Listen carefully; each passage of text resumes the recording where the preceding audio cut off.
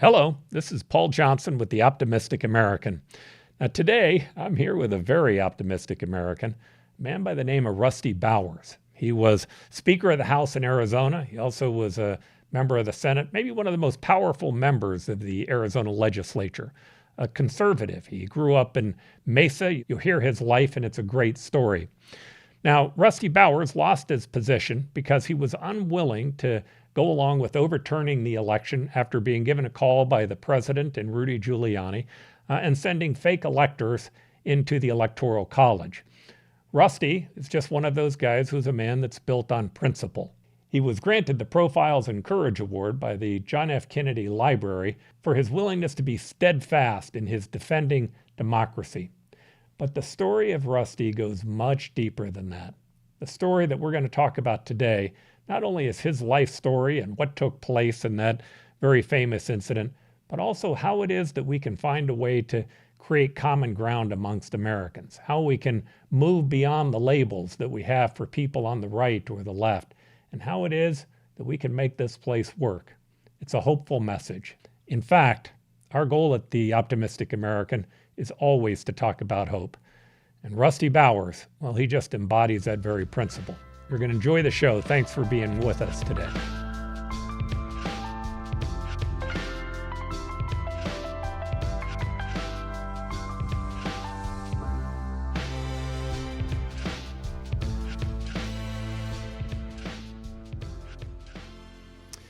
Well, Rusty, thanks very much for being on the Optimistic American. We appreciate you being here today. Thank you. All right, so you have an illustrious career. Actually, you've gained attention all over the country. People have paid attention to Rusty Bowers. You actually have built up an amazing name across the country. But what I want to do before we kind of get into what made all of that happen is I want to start with you. You entered into politics some time ago. Tell me about your pathway there. What got you to actually run for office in the first place? What were you doing? Where'd you grow up? How did you end up here? Well, we're fourth generation Arizonans. My great grandfather came across at Lee's Ferry on the ferry. My grandma had her legs down in the Colorado River and couldn't see her toes. It was so thick with silt. And they settled in the White Mountains in 1875. The family did. And Arizona became a state in 1912 for people outside of Arizona who don't understand that. So then my grandpa lost 3 kids in a winter up there. It was a pretty tough winter, pneumonia, and they decided, his wife said, I'm not doing this anymore. So they moved down into off the bench in Mesa, the little town called Lehigh. Mm-hmm. And that's where my grandma, she was baptized in the ditch by the old school and became a person. Mesa High, the first graduating class, although she didn't graduate, she ran off and eloped. We didn't find that. It was a funny story later, but it's so long time in Arizona. Yeah. Long time in the heat, and it does things to a guy's mind, I imagine. And you know that. Your family's been around for a long time. My family's been around for a while, and you're right. The heat probably got me to run for mayor. Went to Mesa High, did a mission for the church. I was named after my wife's father. So our parents have known each other a long, long time. And in the middle of children, a lady was trying to get me to be a precinct committeeman.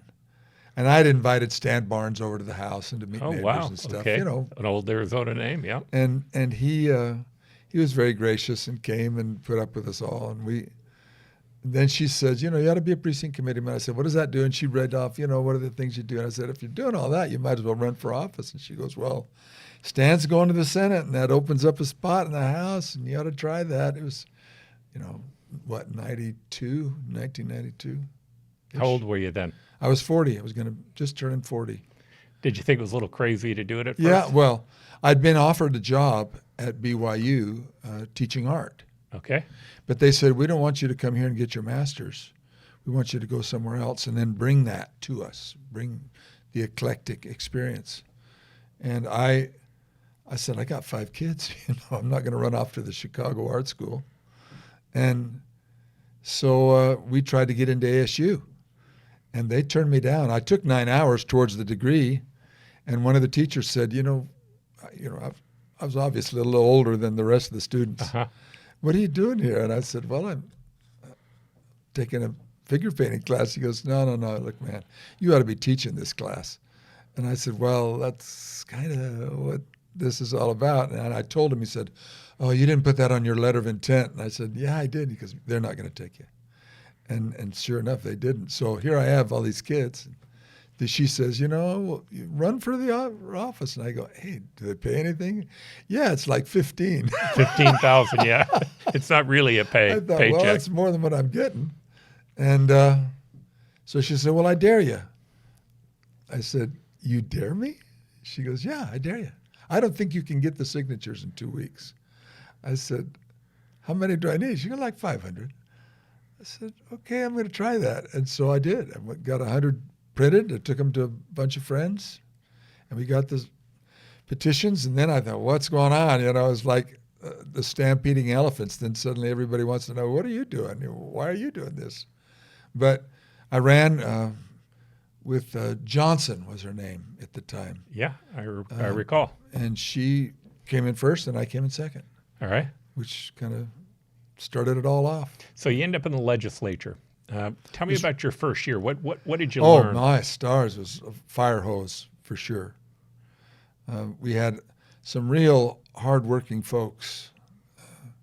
And Mark Killian was our speaker. Actually, Mrs. Hull was the speaker, just had stepped over. She was still a member. And they gave me assignments, and they made me a chair as a freshman of Wow, government okay. operations. Okay. So I learned all about retirement funds and all that body of government funding and financing. And then I was very interested in natural resources. And so after that first year, they said, I think you're going to be the guy who's going to take over Environment Committee, which I did. And that was a big hubbub, because I was on the wrong side of the scale of the Sierra Club. But I had a lot of questions about what do we do to balance this and that. It got, right away, it was the extremes, to the communities that said, just dump it out back mentality to, can't take that at all. Somewhere there's got to be a balance in the two. And that's where I tried to be. Then after, 4 years in the House, I went over to the Senate. I was Appropriations Chairman right away, and then ran for Majority Leader and became the Majority Leader under Brenda Burns, and then told her I was going to run for Speaker. And it ended up a 15-15 tie. Wow. And that was when Randall Gannett told us all, we'll all work together. And then he went over to the D's and said, look, elect me to be president, and I'll make all of you the chairs, which he did. And so then they called us the Miserables, and he gave us all copies of Les Miserables. It was pretty funny. But there were some things that happened there that I just really was upsetting.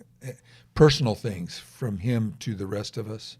And then had a daughter who was pregnant, and I knew that would blow up and really be hard. So we said, we're gonna go home and take care of family for a while. So And you retired for a little bit. yeah. So I went and worked for ARPA, the Yeah. Arizona Rock Products Association. Uh-huh. My father had worked in the sand and gravel business. In his off time from being a teacher here in Scottsdale, he taught in the public schools, and it was Just to back up on that a little bit, I did find it was oftentimes much harder on my children than it was on me.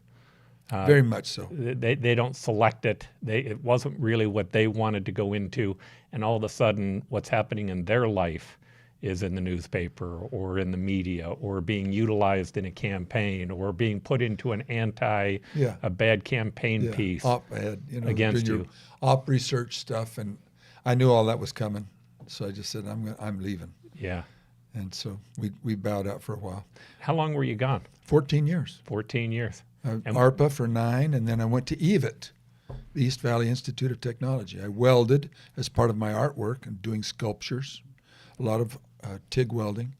So I I was in the administration for a while, learned a lot about CTE and how valuable and how absolutely critical, in fact, it is for our students today. Every scholar needs a skill, as Superintendent Downey used to say, and it was true. Mm-hmm. I saw, and then as I came back to the legislature, and we could talk about that, but they kept me on, and I would teach so that I could be in the legislature. And so I taught the welding program with some really great, really good welders. I was the crazy guy out in the yard who'd build the cattle bunkers and the trailers, and they learned how to, in the booth, how to weld, and then they came to me to learn how to go crazy. Okay, so I have to ask this. So you're in art. You've definitely been in the legislature. I also get that you were raised in Mesa, which is kind of a conservative area. Yeah. What made you a Republican? That's a good one, because a lot of people say, "You're an artist, so you're in the Democratic Party." I said, "No, I'm not just Republican. I'm rather conservative." Yeah, you are. And they'd say, "What? How does that go together?" I call it the box. Everybody wants you in a very easily defined box, so they can move you around on a chessboard. And I just kind of had this feeling, don't put me in a box. I don't like to be in boxes. Uh-huh.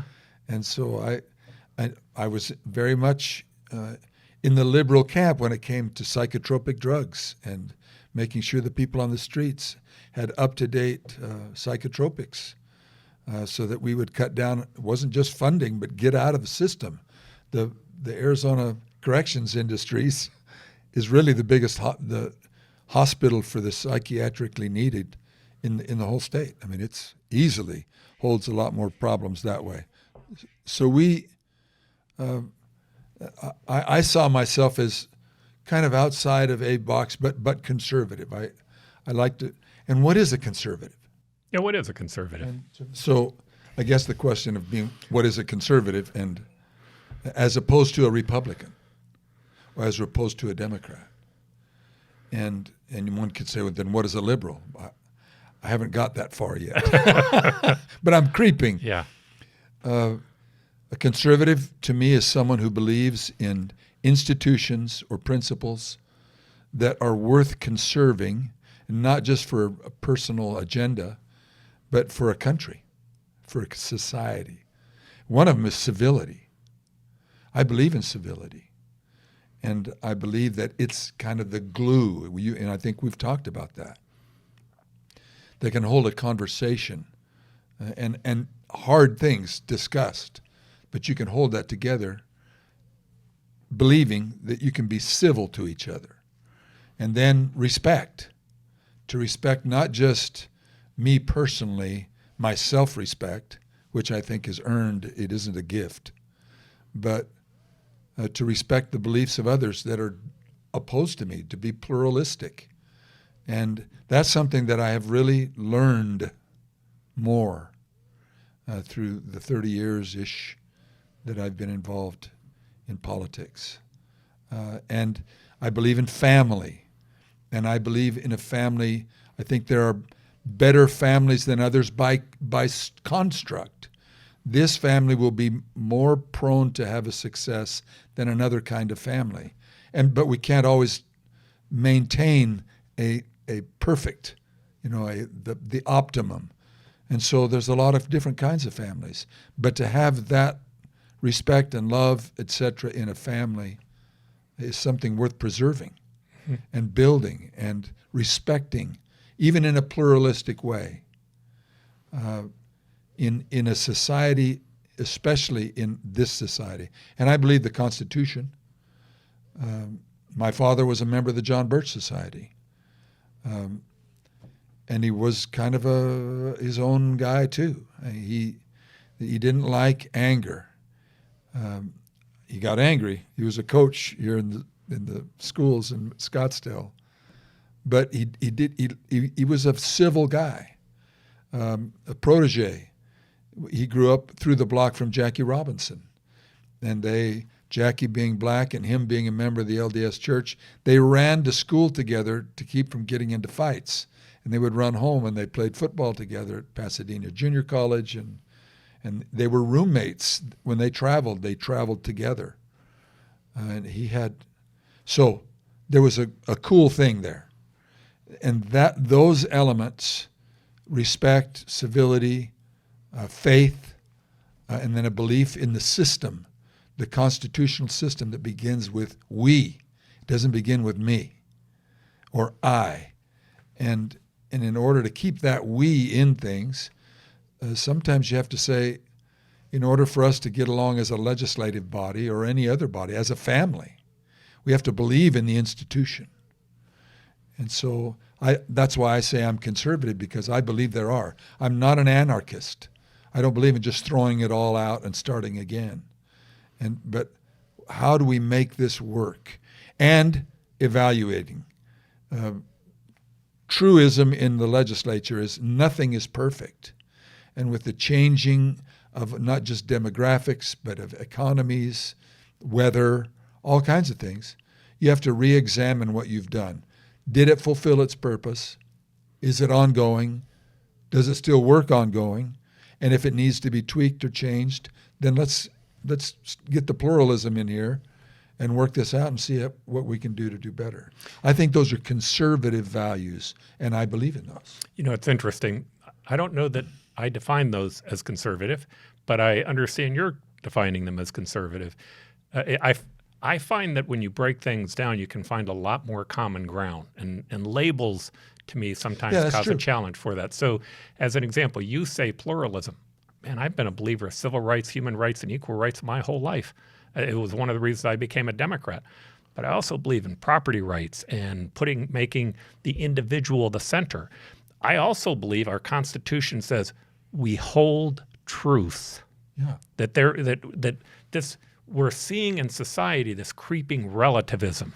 You know, well, China just has a different point of view. Yeah, than us, they have so a different opinion. Right? They just have a different opinion. Russia just has a different opinion. The answer is no. If you believe in the individual and you believe that the Constitution holds truth, you also have to come to this, well, these rights that we gain, where did they come from? Were they just given to us by men? Because if they were just given to us by men, it seems to me that men can just take them right back. That's exactly right. Right? We believe that there's something greater. There's something bigger than us, and we take part in that. I think what's happened is we have this far right and this far left that are forming that are outside the norms of the liberal or Democratic Party, the conservative, and the Republican Party, and they really don't buy into those truths. They really don't buy into that what we have here is worth conserving. Again, I don't know if I'm a liberal or a conservative, but I think those values are worth conserving. Mm-hmm. I think that they should matter to us. What I witnessed in watching you over the years, you always stayed true to them. Now, sometimes you were a fierce supporter of whatever it was that you were trying to get done, but you were fair to people. You gave them a chance to have input. When you became a leader, did you find it difficult to extend yourself out to Democrats, to listen to people? I mean, you were the majority leader inside the House. In the Senate. In the Senate, I'm sorry. Mm-hmm. And that meant you were the leader of the Republican side because the Republicans appointed you. But did you find it hard to extend out to Democrats on the other side? It depended on the Democrat, mm-hmm. just like it depended on the Republican. Yep. But I like people. I believe that we are children of a God and that we owe each other a respect. And so it isn't like I was always had to be the Attila the Hun. I wasn't the hatchet man. Some may call me that way. I'm sure that some of the environmental community thought I was, a Visigoth.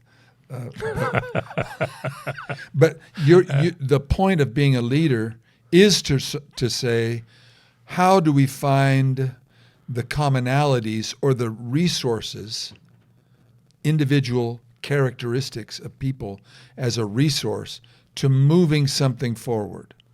If we have growing smarter, for example, Jake and I took that on, Jake Flake. And how do we get that to say these are Republican values, but they're also Democratic values? What is it that we, looking across the state of Arizona, could say, how can we do this a little smarter? And we're facing one of those right now with the water situation. Mm-hmm. How can we do this smarter? We've done fantastic things together already. pluralistically across the aisle in water, where we choose to say, this isn't necessarily Republican or Democrat. I don't really care where the bridge goes. You know, it isn't an R bridge or a D bridge. Things like that, where you can find a way to work together, you should. And I had that mentality. And I try to be nice. And people say, we don't want, in the last, when we had the closed caucus to elect me one of those times, the guys would say, my enemies would say, I don't need a nice leader. I don't want somebody who's nice. I want somebody who can get things done. I said, so do I. Sometimes I being just nice want to is do how it you nicely. get them done. Yeah. So I have to give you one story that Barry Goldwater told me years ago. So he was talking about the water issue in Arizona. And Carl Hayden was the senator alongside of him. Carl Hayden was a Democrat. Barry Goldwater was the Republican for a period of time. And they had to go meet with Lyndon Johnson to get the CAP project funded. So when they show up, he says that they sat down. Lyndon Johnson comes into the room. He says, Carl Hayden is smoking this big old stogie cigar, right? He says he always had this big old stogie sitting there smoking it. And he says, Lyndon comes in the room. He says, all right, Carl. He says, now you're going to have to tell me. Of course, Carl was an incredible leader. He'd been Probstchair. He'd been there longer than any other senator until Strom Thurmond came up. Yeah. But he had incredible clout. He was the appropriations chair. So anyway, he's sitting there and he's smoking this cigar. And Lyndon says, so Carl, he says, you're going to have to explain to me why in the hell I would ever support that CAP project you want. He says, first of all, he says, all the votes are in California and they don't want this thing. He says, second, he says, all the money's in Las Vegas and they don't want this thing. He says, you're sitting next to the guy who's probably going to run against me for president. Why in the hell would I ever think to vote for that? And Barry Goldwater says, Carl said, Barry said, that Carl took this big old stogie out of his mouth, flipped the ash and says, why, Lyndon, because you owe me. And he says he puts that stogie back in his mouth. And Barry Goldwater says, Lyndon turns over and looks at him. And he says, I hate it when he puts it that way. But the truth is, states like Arizona, they happen because of people who over long periods of time put in leadership. And that project has been incredibly important to the growth of Arizona. You know, what I find, I don't know if this is what you find. My guess is you're a supporter of the Second Amendment, you're pro-life. On the issues that might be divisive, you're on the right-wing side of things. Right-wing, depending upon how you might look at it. But there are so many other issues that people don't recognize that bipartisan support can be incredibly helpful. Water, education, the environment, healthcare, that each of us brings something different to the table, different experiences. You know, some people have business experience. Some people have government experience. Some people have experience of living in a very poor neighborhood. Some people have experience of living in rural areas. And those experiences collectively help us form better legislation. That's why we have a citizens legislature. We didn't all come out of the military. We didn't all come out of the education.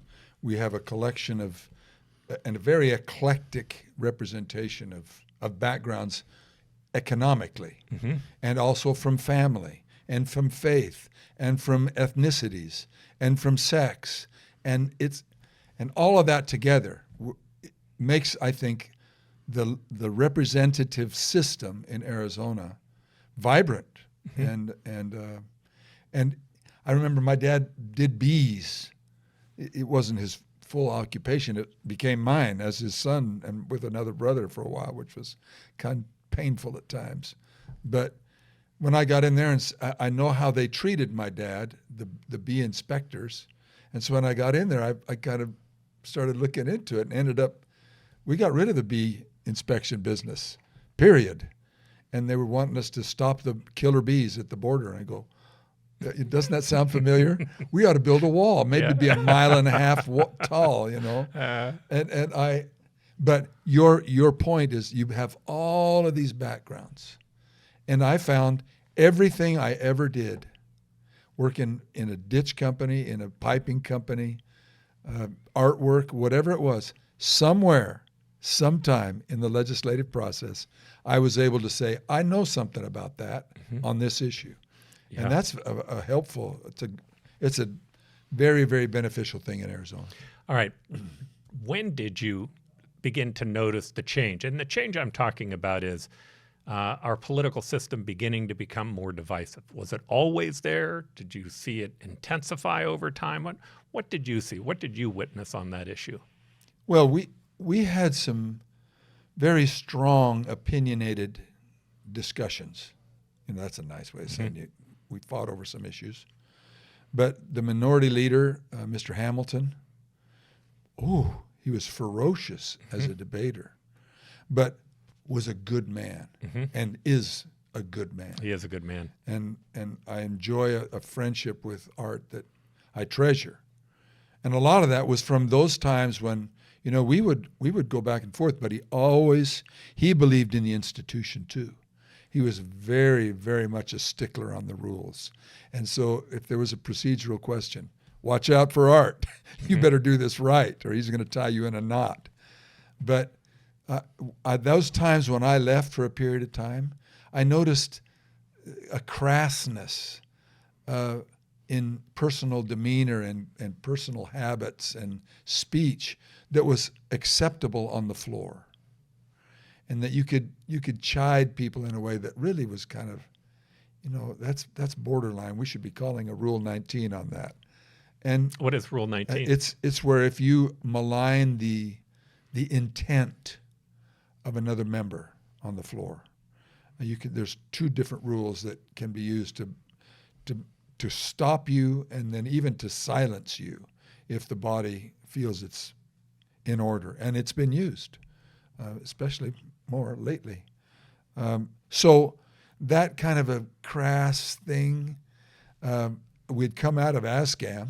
When I came in was right when they were shutting the door, and it was, really it was a reputational challenge. And maybe that's why it was so good for me the first time. Because many of my peers had already been through something really, really traumatizing to the reputation of the legislature. And so it's kind of maybe the rebound effect. But I don't know if it wore off, but it certainly over the years started getting just mean and divisive. Oh, he's a Democrat. What are you doing talking to him? I said, why can't I? Hey, man, he's a D. Are you with us or are you with them? This kind of tribalism thing. And it is incremental, but very, very noticeable as it's gotten worse and worse and worse. And so I think that's where we are now. It's very tribal.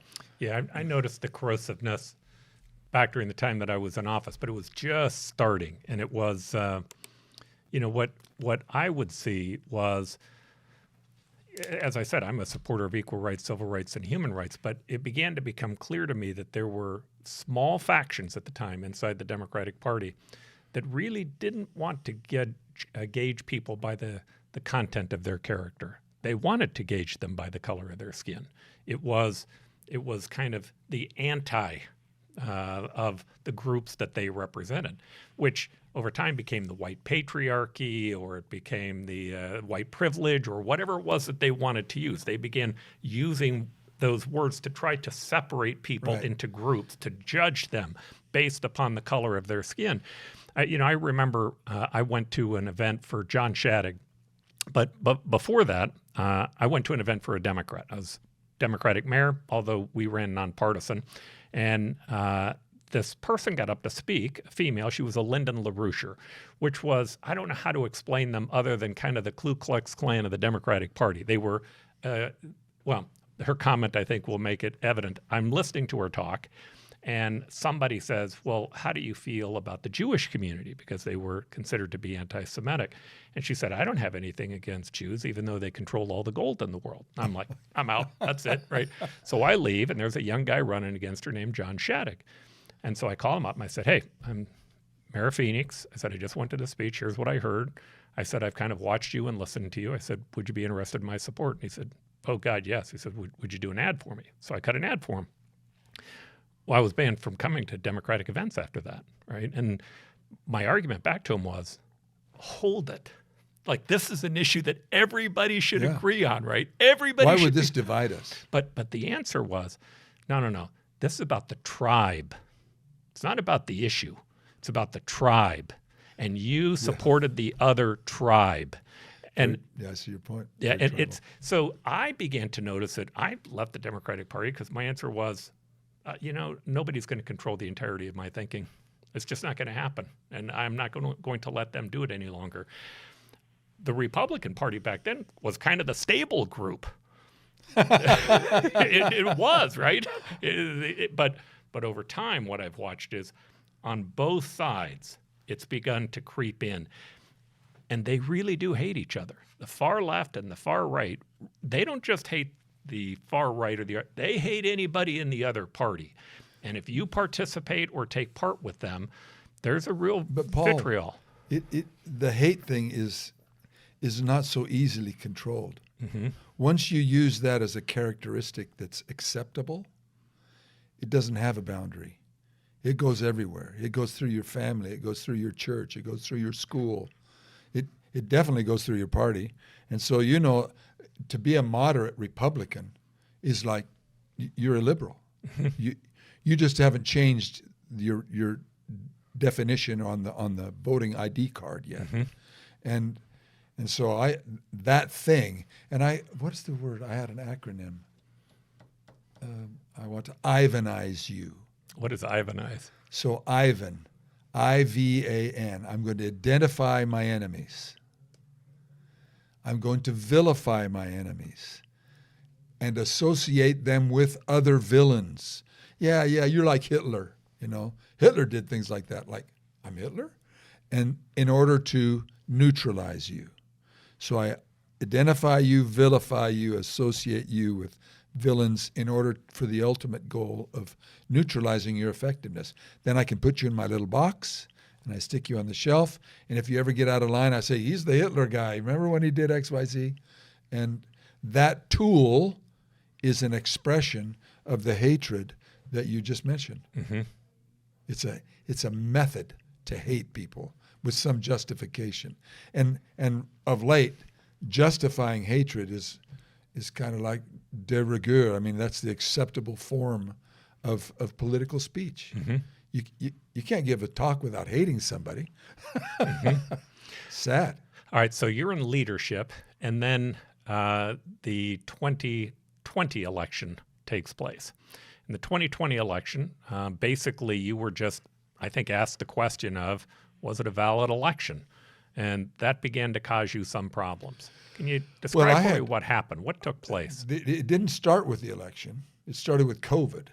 Okay. And I had enemies who already felt that I was, for example, I had 2 Democrats chair ad hoc committees on murdered and missing Indigenous children and women and children, and also on people with special needs.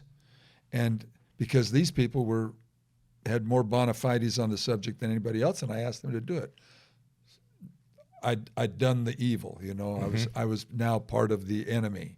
So I had, and Fincham was one of them, and I had a couple of other members, and thankfully I'm getting where I purposely don't think of people in order to forgive them. But they had already caused me a lot of problems. And when we had COVID and they wanted to stay in, first it was get out of here. And then they thought, well, that's not working. We got to get back in. And why don't you bring us back in? I said, because I can't. You have to have 2/3. There are rules to this place. And that thing snowballed, and I was just fighting all the time coming up to the election. And then during the election, the day of the election, I thought, well, I don't have to worry about this because all my people are losing. And so the next day, and when I woke up, suddenly all my people were winning. And they elected me to be the speaker-elect, But then it kept coming that there was fraud and that the election was stolen, and why aren't you doing something about it? And I said, I'm absolutely willing to look into it. If there was fraud, we need to see the fraud. It can't be just, believe me, my cousin who works for so-and-so at a security firm saw a truckload of ballots leaving the air terminal at Sky Harbor going to the counting center on a Korean Airlines plane. And I'm going, really? Yeah. Well, Isn't that interesting? Yes. We've got a picture. Look at this picture. There's a fence, and there's the Korean Airlines, and there's a building. Said, that's the National Guard air terminal. I said, oh, that's fantastic, because my pro tem is the colonel with the Air National Guard who signs in and out every single flight. So let's go ask him. He said, that's all. He had some descriptive speech about that. And I said, is this what we're going to do? You invent an issue, you invent a story, and I'm going to throw it all away because of that? I got to have the proof. And then I got the phone call, and they wanted me to basically throw the election because there was substantial proof of fraud and illegals voting and people stolen ballots from the military, overseas ballots, and dead people, by the thousands. And I said, you've got the proof? Yeah, we got the proof. You've got names? Absolutely. You can bring me those names? Oh, yeah. Bring them and put them on my desk. Of course, that never happened. And then they wouldn't talk to my lawyers. And so I just said, look, we don't do this stuff willy-nilly. Yeah, I voted for this guy, but I'm not going to cheat to win. That's not going to happen. And so it really accelerated downhill after that. What could you have done if you would have decided to have allowed your value to have been corrupted? Well, that's a different question. If there had been proof shown that the election was in fact fraudulent, we would have held committees. But I wasn't the speaker's, it wasn't my prerogative to invent law. And law demands a very high bar. And for me to just say, we're not going to let those electors go to Washington. We've got a bunch who elected themselves. They chose themselves to go to Washington. We're not going to do that. And the answer is, there is nothing I could do or should do in that situation, except to say, time out, we're not going there. And so the could do is what I did. I said no. And others did too. And, at the county level, and others who have really gone through the ringer. Did you know it was going to cause you grief when you did it? I already had some familiarity with grief, and real grief. My daughter was dying. She lived with us for 18 years with her son. And we were fighting to try to keep her positive, to keep fighting her disease. And with all of this swirling around us, it was very difficult on my wife and on my kids. But it wasn't like, Paul, you don't sit and say, I'm going to develop a character. I've got 3 seconds. It took me 3.5 seconds to say, I will do nothing illegal for you. Was that seven words? They didn't say, we'll give you 15 minutes to think about this. Or here, we'll call you back next week. When decisions of character come at you, they don't come in a nice little package. It's now. What will you do? And you're either have it or you don't, Paul. And so I did what my character demanded. And I'm grateful to have, everybody knows I don't flutter around on angel's wings. But all of us at certain times have these demands made, and you just don't have time. It's now. Are you going to take that or not? You going to cheat on that or not? You going to do that lingering look or not? What are you going to do? It's now. Decide. And so I did, and I stuck with it. You happy with it? Absolutely. Yeah. Absolutely. It isn't a giddiness. I'm content that I did the right thing. On that issue, I can say I did the right thing. There's plenty of things I do wrong that I think, okay, I want to redo on that. We're going to wind this back, and I'm going to apologize, and I'm going to go do something. But that wasn't one. There are these moments in history that come up, And you can look back when you read your history, when you look back at our founders, when you look back at big events that took place in this country. And it's funny because there are many people who went through those same things, who made those tough decisions, who it had a cost to. It takes time, but over time, we definitely look back at them and we forget about how hard it was for them to make those choices, but they made the right choices. I mean, I always love the one with George Washington, who comes out to his men, and his men said, they said, hey, we haven't been paid. We want to get our money. We're really upset with what's happened, and we want to make you king. And they said Washington literally had tears in his eyes, and he said, oh my God, over money, don't give this up. And he could have been, right? He could have been the American emperor as opposed to an American president. It wasn't as easy as what I'm saying right now. It was a hard choice for him because he had people who loved him, who the Continental Congress or Congress wasn't paying. They weren't giving them their just due. They'd risked their lives. They'd done the things that they should do for the country. And they wanted some type of relief from that. But he held a higher value. He held a higher morale. He held a vision for the rest of us. My biggest worry in our country is that our children don't get to inherit the great gifts that we have. And I think we forget all the time how great this place is. Yeah. All right, we're arguing about these fringe issues. They are fringe issues. For the most part, there's no better place at any better time to be than right here, right now, overwhelmingly. No, I totally agree with that. And you've been to places where you saw abject poverty, and I've worked with my artwork using themes of the Tarahumara Indians in Mexico. They live under rocks and in caves, and half their kids die some die of impetigo. You die of impetigo? Those little bumps on your wrist? And so by comparison, I live on Fantasy Island. Yeah, definitely. And when I say the plane, boss, the plane. Okay. It's for sure. So here's my big question. How do we resolve this? How do we, knowing the divisions that exist in our country, knowing the sides that exist, how do we resolve this first individually? I mean, what is it that we can do individually in working with people that we disagree with that can help make this problem better? Any recommendations on that from your experience? Well, thankfully, I'm as I said, I'm not perfect. So nobody has to take anything I say except with, okay, yeah, well, whatever. But you said it correctly. It doesn't start as a group. The sales job of personal character starts personally. And when you decide and have tried, you've tried the strong arm approach, and it doesn't work so well, and you have these residual angers and feelings and or that you say, okay, you've got an opinion, I've got an opinion. What can we work together on? And you try it and it works.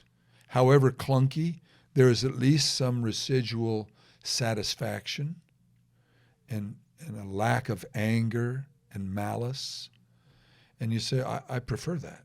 If you can say that to yourself, I prefer getting something done without malice. Yeah, but you didn't get everything you needed. But I got enough done to be satisfied with the outcome, and I did it without holding malice towards someone. I think that's a decision of your character where you're able to evaluate you. That in the dark of the night, when you look yourself in the mirror and you say, really, who are you? And that you can say, at least I try to be good. I try to be fair. I try to be kind. And so it's a little by little thing. I have had and still look back and see those same individuals in the legislature, friends who are really good people. And they did work together, and they tried to. They tried to make the package include other people of a different viewpoint so that we could get more people on board. It wasn't just, oh, my sales point is that it's bipartisan. I've got one Democrat, you know. But to really make it something saleable. And in those instances, like when we passed the water stuff in our last couple of years, we were all on board. And you feel Well, here's the flip that. My last budget. The Contras, my enemies, were trying to kill it. And we finally, when we had the votes, and we had worked early on to have a budget in the process. There's kind of dates that are set, not by law, but by tradition. And this group, who had a sufficient block to be powerful in the eyes of men, said, we're not going to take any budget that isn't cut by 30% across the board. 30%? So I said, does that mean like 30% of the inmates we let go, 30% of the kids in school we say stay home, 30% of the access patients we furlough out the door? How you do that? No, across the board. I said, you know what? I'm a little tired of this. Okay, is that your best deal? And they said, yeah, that's our best deal. That wasn't the words they used, believe me. And I said, fantastic. Call Reg. Let's get the D's in here and we're going to start talking. And we just walked in and said, I'm done. I'm done with this. Here's our budget. I'm giving it to you. Where can you work with us? And what do we need to do to be helpful to you? And turned it over to Ben and our approps people. And they just hammered it out. And I would come in and say, well, if you had a sticking point, and we'd work with each other to get it done. So we had a bipartisan budget going. We had the bipartisan water bill going, and these other people wanted to kill it. So the night of the vote, it was the night of the Roe v. Wade SCOTUS decision. And there was 10,000 people in the mall, and they were upset. And so one of my members, she's going to stick it to us by, if we could split up this bipartisanship, we can get rid of the budget and the other bills and win to them. And so they introduced a floor motion that would have the effect of introducing an anti-abortion bill. And as you mentioned, I'm pro-life, but I also have a responsibility that I swore to do, and that was to pass a budget. And that's my only deal. As a member, you will have a budget. So we saw this coming, and Ben Toma, the present speaker, it was a hard confrontation. And people were saying, oh, so you really are pro-abortion, all the put me in a box, I.V.A.N your enemies, etc. And we stayed together. The D's and the R's wouldn't let it split us. We beat back that motion as out of order and pushed through our budget. And it was usually there's, as you know, if you were watching any issue of yours in the budget process, there's 10 or 12 amendments on each issue, and they're aimed at a person so that in the opposition research they can say, you voted against X, and you're supposed to be a Republican. So they aim the amendment at you, and you have to just bite it and say, I'm sticking with my deal. Well, that thing was screaming headlines thereafter, of course, but we kept together and were able, as we were talking, how do you get that to happen? It's a decision. We either decide that we're content where we're at and that we'll keep living with it, or we're going to go a different way that brings us a different decision, and we're going to do it with more kindness and cooperation. And I feel that was the better way to go. And so the next decision is, then what do we do to fix this thing? You said personally what we do for character, and it's a decision. We evaluate yourself. Am I who I need to be? Is there a better me that I can help forge through this, be it by faith or by therapy or by whatever? Is there a better me?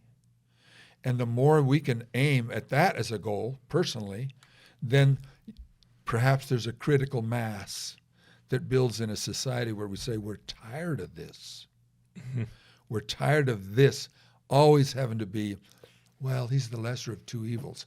Why not say, he's the person I'm going to elect? Mm-hmm. I like this guy. Yeah. Or I'm going to go with this person because of these values that they have. It may not be how they vote, but how are they? Who are they? And I think that's our decision. And you and I have talked about, there are things about the primaries and voting systems that can be very divisive and kind of appeal to that angry, tribal, us versus them. And we're seeing it again, of course, right now. And so I'm open. Yeah. Well, as you know, I'm a big supporter of open primaries and either a top 2 or top 3 or top 5 type system. But I really do think what I love about what you're talking about here is the role that we all play as individuals. The far left, which some people call the woke left, the far right, which some people call the alt-right or the MAGA right. Mm-hmm. I don't like the categorization of people by any category. People should be able to choose who they want to be. And some of them may say, well, I agree with the alt-right on this or the woke left on this other things, right? They can pick and choose. So what I try to do is I try to give the benefit of a doubt. On the woke left, it's not a new thing in this country that you have young people who are trying to figure out how to make certain that there's racial justice. That's not a new thing. That's been around for a very long time. And I think there are a lot of people on the right who are concerned about that, who want to make certain that things are fair.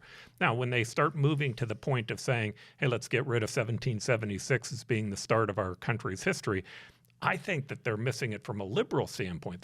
They're taking this one concept that pulled us all together that said, we hold these truths to be self-evident, that all men are created equal. That Constitution is based upon the moral doctrine that was laid out in the Declaration of Independence. Those two documents are connected. And giving that up, I could tell you Frederick Douglass would have said that's a terrible idea to give that up, right? Yeah. He argued with the South all the time, said, no. We weren't founded on slavery. We were founded on the opposite. But you have to ask the question, well, why is slavery immoral? Right? It's been around forever. It's in the Bible. It's that institution is a very old institution. It's wrong because we said we're focused on individuals. And I look at the right and I say, well, the average Trump supporter was a 50-year-old white male who had less than $2,000 in his bank account. What, I'm going to blame them for every problem that this country has?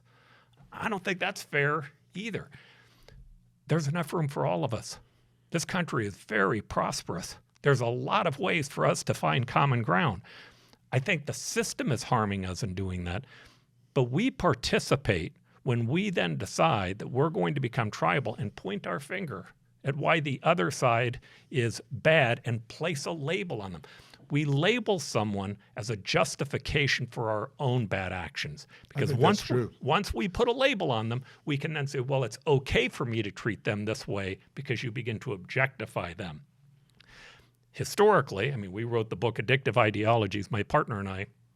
That's incredibly damaging for a society when you get to the point of objectifying the other side. We need to be willing to listen, including listening to people that we obviously don't agree with, to try to understand where they're coming from. And I think when we do that, we gain incredible benefits from it. You're talking about legislation. Listening to people who don't think exactly like you, we actually end up with a better society, not a worse one. And we end up being better individuals. The process you have described generally, I think, is a true construct. But many times, if I say I would like to hear you out, and they say, okay, here's what I think, and when they're done, you think, okay, I listened. I still don't agree with you. But to them, if you listen to me, you have to agree with me, mm-hmm. and that's a disease. Mm-hmm. That because we were able to be civil, okay, then so. Our civility is going to lead you to agree with me, right? No, it doesn't have to. But it's necessary, it's critical to at least have that moral ability to extend respect and listen. And then hopefully, through the listening, say, okay, can I give a little here? Is my position so rigid that I can't give a little? Oh, but that means the camel's nose under the tent. There's some very long-nosed camels that used to run around this place, and we still survived. So it's not just listening, but can I extend a little bit of grace to to try it, try something. What can we do? Find some common ground, so that tribalistic and what would you call it?